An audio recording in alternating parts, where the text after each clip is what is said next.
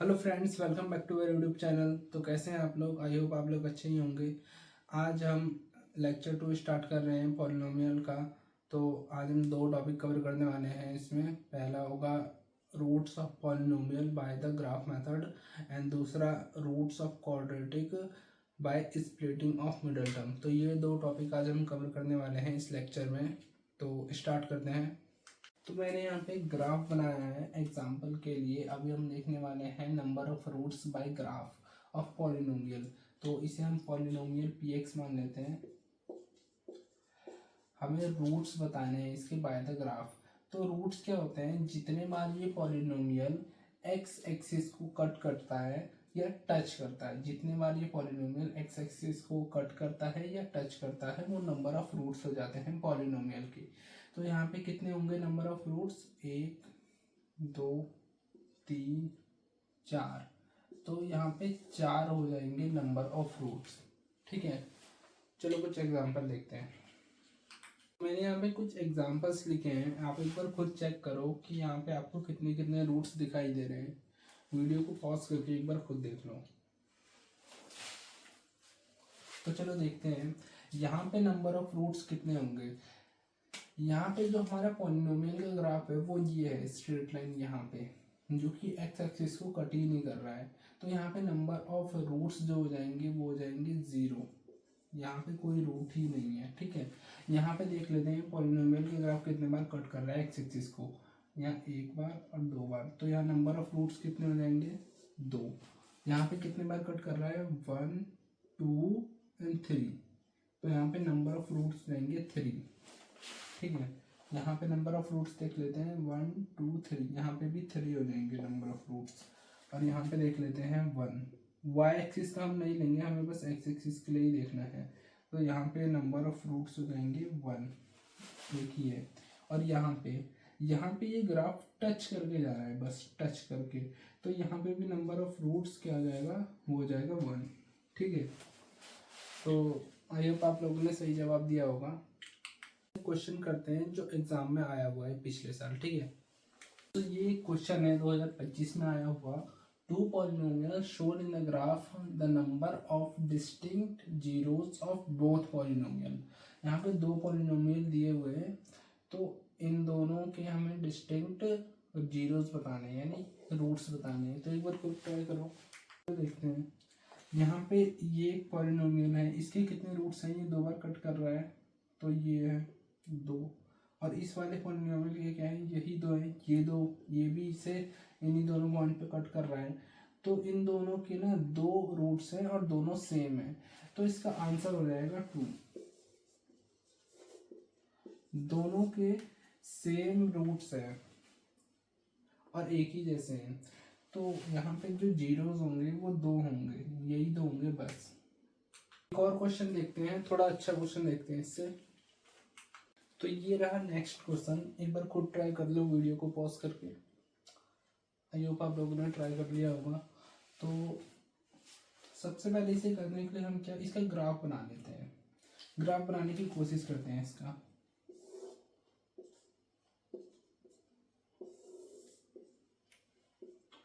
-6, 0 कहीं यहाँ पे होगा, 0, -30। तो एक्स में तो 0 है, तो ये कहीं यहाँ पे होगा 0, -30। 4, -20। 4 एक्स में 4 और वाई में -20। तो -20 और एक्स में 4, तो कहीं यहाँ पे होगा। और 6, 0।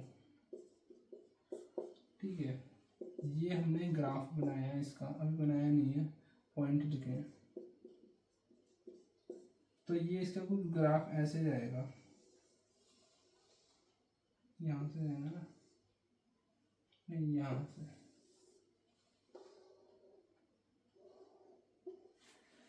तो ये कितने बार कट कर रहा है एक्स एक्सिस को? 2 बार। तो 2 ही रूट होंगे, क्वाड्रेटिक है तो 2 ही रूट होंगे। और कौन कौन से होंगे? एक्स को कहाँ कहाँ कट कर रहा है? एक तो -6 पे कट कर रहा है और एक 6 पे कट कर रहा है। तो इसके 2 रूट्स मिल गए हमें, -6 और 6। मुझे पता है कुछ बहुत बच्चों ने यहाँ पे गड़बड़ की होगी, यहाँ पे पता नहीं चल पा रहा होगा कौन कौन से रूट्स होंगे एक्स के। यहाँ पे एक्स की 4 वैल्यूज है, तो हमें इसके लिए सबसे पहले ग्राफ बनाना था और उस ग्राफ की मदद से करना था ये वाला। तो डी हमारा आंसर हो जाएगा -6,6। फ्रेंड्स अब हम देखेंगे middle term splitting method to find root of a quadratic equation. एक क्वाड्रेटिक इक्वेशन के रूट्स को फाइंड करने के लिए मिडल टर्म मेथड। तो देखो इसमें क्या होता है, हमें क्वाड्रेटिक दी है, हमें इसके रूट्स निकालने हैं। तो सबसे पहले तो हम इसे एक इक्वेशन बना देंगे 0 को इक्वल करके, ठीक है। इसके रूट्स निकालने के लिए हम क्या करेंगे कि इसकी मिडल टर्म को ना 2 टर्म्स में तोड़ेंगे, P और Q मान लो ऐसे ही। उन दोनों टर्म का मल्टीप्लाई करके ना इसके बराबर आना चाहिए। कांस्टेंट टर्म और एक्स स्क्वायर के जो कोफिशिएंट है उससे मल्टीप्लाई करके जितना आएगा उसके बराबर, यानी P मल्टीप्लाई Q, जो भी हम 2 टर्म में से तोड़ेंगे उसकी मल्टीप्लिकेशन 12 के बराबर होनी चाहिए। और उसे जोड़ के या घटा के यहाँ पे जो निशान होगा हम वो देखेंगे, ठीक है। यहाँ पे घटाने का निशान है, सबट्रैक्शन का निशान है, तो यहाँ हम क्या करेंगे, उन्हें सबट्रैक्ट करेंगे 2 टर्म्स को, जिससे हमें 11 मिलना चाहिए। तो चलो इसे देखते हैं करना कैसे है। ऐसी कौन सी दो नंबर हैं जिन्हें सबट्रैक्ट करके 11 आ जाए और मल्टीप्लाई करके 12 आ जाए, ठीक है। मल्टीप्लाई करके 12 आना चाहिए और सबट्रैक्ट करके 11 आना चाहिए। तो आई थिंक कितना होगा, 12 माइनस 1 ही होगा। 12 माइनस 1 कितना हो जाएगा, 11। और 12 और 1 की मल्टीप्लाई करके भी क्या आ जाएगा, 12 आ जाएगा। 12 ही आना था। तो बस हमें पता चल गया 12 और 1 है वो टर्म्स। तो हम यहाँ पे क्या करेंगे, 11 को रिप्लेस कर देंगे 12 माइनस 1 से, और एक्स ऐसे ही रहेगा, -4 ऐसे ही रहेगा, इजिकल टू 0। यहाँ पे हम मल्टीप्लाई कर देंगे माइनस की भी और एक्स की भी। तो माइनस से ये हो जाएगा, प्लस का एक्स हो जाएगा, -4 इजिकल टू 0। यहाँ से हम कॉमन लेंगे, जो भी हमें कॉमन मिलेगा। तो यहाँ से 3x कॉमन आ रहा है, x माइनस कितना हो जाएगा, 4। और यहाँ पे हमें क्या 1 ही कॉमन मिल सकता है और कुछ कॉमन नहीं मिल सकता, तो 1 को हम यहाँ लिख देंगे, इजिकल टू 0। यहाँ से x माइनस 4 कॉमन आ रहा है और 3x प्लस 1, ये 3x प्लस 1 बचेगा, वो हमने यहाँ लिख दिया। अब क्या करेंगे, रूट्स फाइंड करने के लिए इन्हें इंडिविजुअली 0 के इक्वल कर देंगे। तो x माइनस 4 इक्वल टू 0 और 3x plus 1 is equal to 0। तो x इज इक्वल टू हो जाएगा 4 और यहाँ पे x इज इक्वल टू हो जाएगा -1/3। तो यहाँ पे 2 रूट्स आ गए क्वाड्रेटिक के, -1/3 और x बराबर 4, तो 2 रूट्स हो गए। चलो एक और क्वेश्चन देखते हैं। तो दूसरा क्वेश्चन हमारे पास ये है, x² plus 10x plus 24 is equal to 0। तो यहाँ पे हम क्या करेंगे, मिडल टर्म 10 को 2 नंबर्स में तोड़ेंगे जिनका सम करके तो 10 आए लेकिन मल्टीप्लाई करके 24 आ जाए। तो मेरे दिमाग में तो फटाक से ही 2 नंबर आ गए, 6 और 4। 6 और 4 की मल्टीप्लाई करके क्या आ जाएगा, 24 आ जाएगा, और 6 और 4 का सम करके 10 आ जाएगा।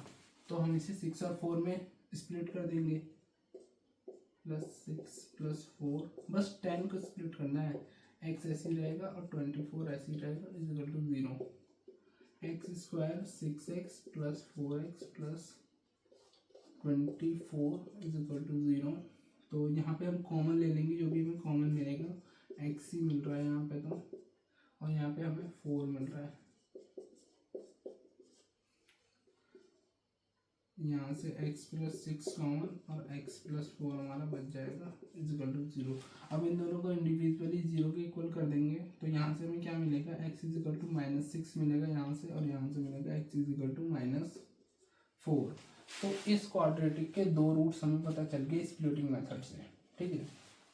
चलो एक और क्वेश्चन करते हैं एग्जाम में आया हुआ। तो ये रहा हमारे पास एक क्वेश्चन जो पिछले साल एग्जाम में आया था। तो चलो इसे करते हैं। सबसे पहले इसे 0 को इक्वली रख देते हैं, ठीक है।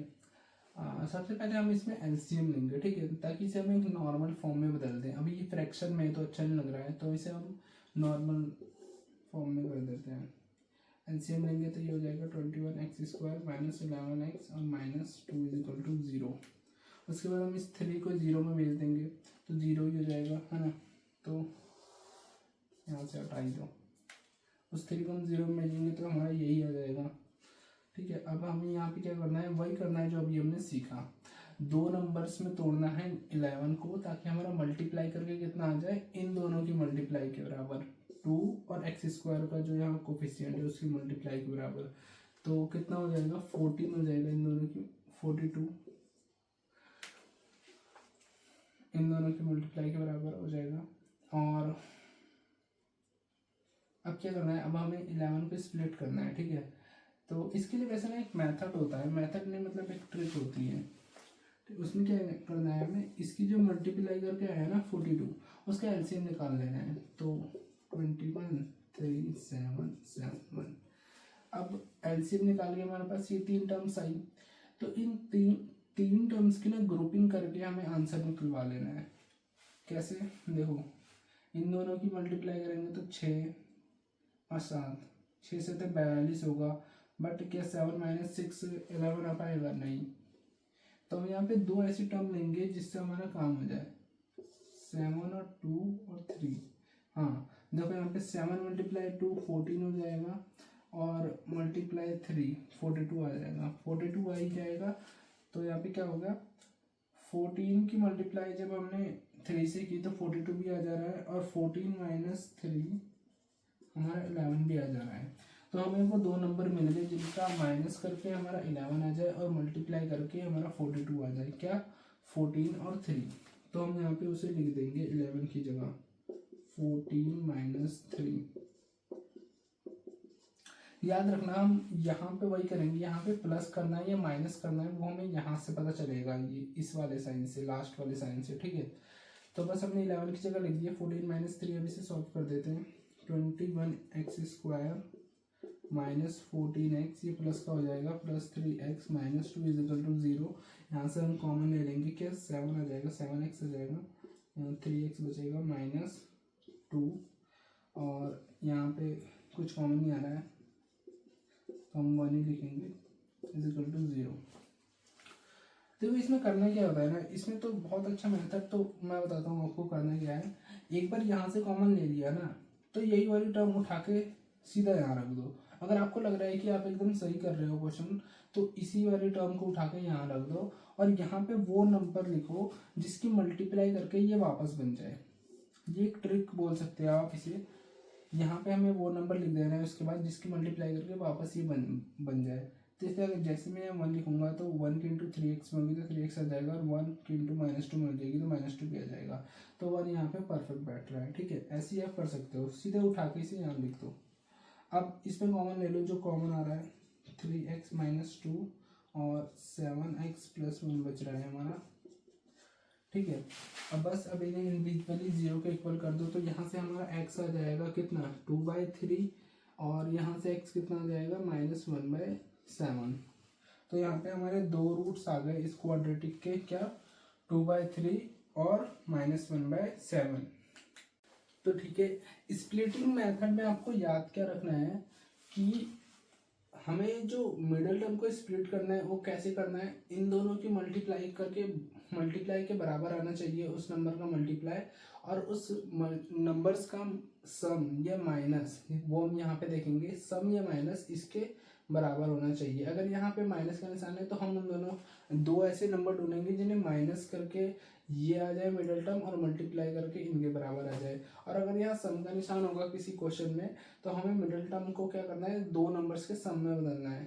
ठीक है, तो अगर यहाँ पे सम होगा तो हमें इसे सम में स्प्लिट करना है। ओके, और दूसरा आपको ये याद रखना है, अगर आप 2 नंबर्स को जल्दी से अपने दिमाग में नहीं ला पा रहे हो हिट एंड ट्रायल से, तो आपको यहाँ एलसीएम लेके ग्रुपिंग करनी है। ठीक है, इस ग्रुपिंग करने से आपको फटाक से 2 नंबर वो मिल जाएंगे। तो बस इतना ही था इस मेथड में। फ्रेंड्स आज के लिए इतना ही। आज हमने 2 चीज़ें सीखी, ग्राफ मेथड से पॉलिनोमियल के रूट्स निकालना, और मिडिल टर्म स्प्लिटिंग मेथड से क्वाड्रेटिक इक्वेशंस के रूट निकालना। फ्रेंड्स अगर वीडियो अच्छी लगी होगी तो वीडियो को लाइक करना, चैनल को सब्सक्राइब करना। मिलते हैं अगले वीडियो में। अगले वीडियो में हम पढ़ेंगे relation between roots and coefficients of quadratic polynomial.